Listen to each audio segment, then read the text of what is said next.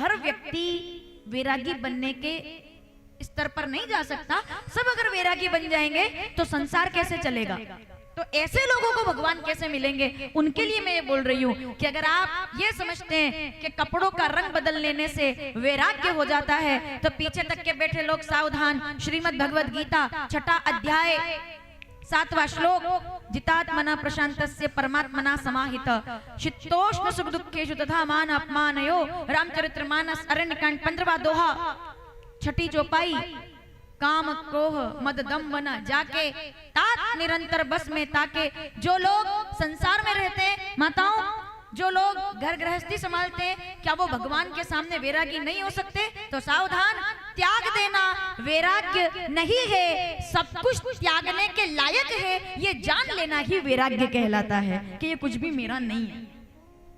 वैराग्य का सीधा मतलब इस धरा पे सब धरा रह जाएगा। समझ गए? मुझसे कहीं मिलने आओगे तो पूछूंगी मैंने क्या बोला था।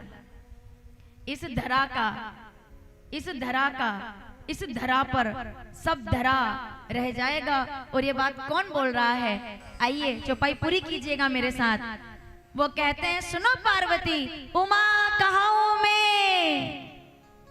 ये मेरा अनुभव है, अनुभव अपना सत हरि भजन जगत सब सपना। रहे संसार में, रहे परिवार में, पर संसार परिवार का मोह आप पर ना आए, उसी को वैराग्य कहते हैं। कि रहे दुनिया में तो कैसे रहे? चलिए अब मैं आपसे थोड़ा सा निवेदन करूं, कैसे रहना है मुझे दुनिया में? मुझे नहीं पता हमें कैसे रहना है दुनिया में, लेकिन पूरा कीजिएगा मेरे साथ। जो जग में रहूं तो ऐसे रहूं।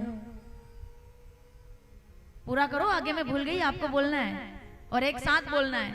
जो जग में रहूं तो ऐसे रहूं, जो जल, यहां तक मुझे आता है, आगे मैं भूल जाती हूँ। सावधान, एक साथ बोलेंगे सब।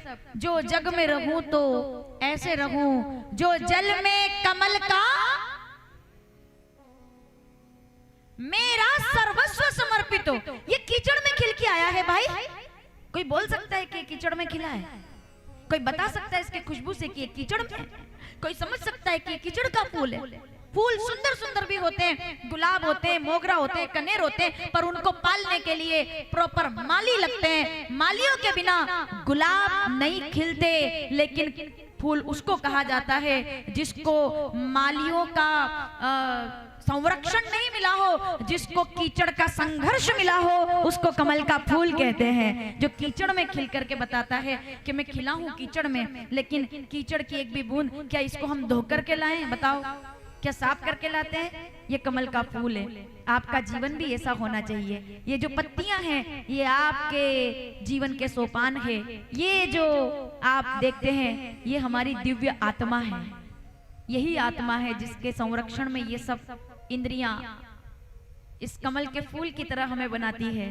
तो इंद्रियां ना हो ऐसा थोड़ी है, पत्ते भी हो, खुशबू भी हो, लेकिन उन इंद्रियों के आवरण से ढका होने के बाद भी इस पर पानी की एक बूंद ना टिक पाए, उसी को कमल का फूल कहते हैं। कि खिलता है कीचड़ में, पर कीचड़ को टिकने नहीं देता। आप भी रहते हो दुनिया में, संसार में, लेकिन दुनिया का कीचड़, संसार के अवगुण अगर मेरे जीवन पर हावी ना हो तो मुझ में और कमल के फूल में कोई फर्क नहीं है। और याद रखिएगा, अब आप कहेंगे अगर बनना ही है तो गुलाब ना बन जाए, हम मोगरा ना बन जाए, हम कनेर ना बन जाए, हमें कमल क्यों बनना है? क्योंकि गुलाब बनोगे तो भगवान के चरणों में रखे जाओगे, मोगरा बनोगे तो गले तक पहुंच पाओगे, कनेर चंपा चमेली बनोगे तो उनके चरणों में प्रणाम के योग्य बन जाओगे। लेकिन अगर कमल का फूल बन गए ना, तो ना तो केवल चरणों में रहोगे, ना गले पर रहोगे, आप कहाँ रहेंगे? शंख, चक्र, गदा, पद्म। भगवान कमल के फूल को हाथों में रखते हैं। जो मनुष्य, सावधानी से सुनिएगा, जो मनुष्य, स्वयं लक्ष्मण जी कहते हैं कि जो मनुष्य, प्रभु आपके इस कीर्ति को सुनने के बाद मुझे ऐसा लगा कि जो कोई प्राणी अपने जीवन को कमल के फूल की तरह बना लेता है, भगवान उसे अपने हाथों में उठा लेते हैं, फिर उसे कीचड़ में कभी गिरने नहीं देते। संघर्ष केवल कीचड़ में खिलने का है, बस। अब क्या ये कीचड़ में जाएगा वापिस? ये आया है कीचड़ से, पर जाएगा कीचड़ में नहीं।